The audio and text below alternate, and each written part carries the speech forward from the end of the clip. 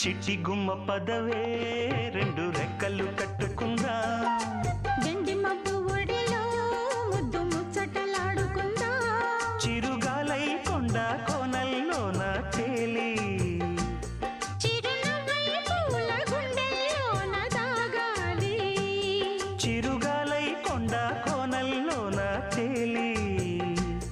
చిరునవ్వై పూల గుండెల్లోన సప్త తాళముల చాటున సర్వధర్మములను మరచి వంచనతో వాలివధను కావిల్చిన స్వార్థపరుడు ఈ రాముడు కాదా, అది కాదా.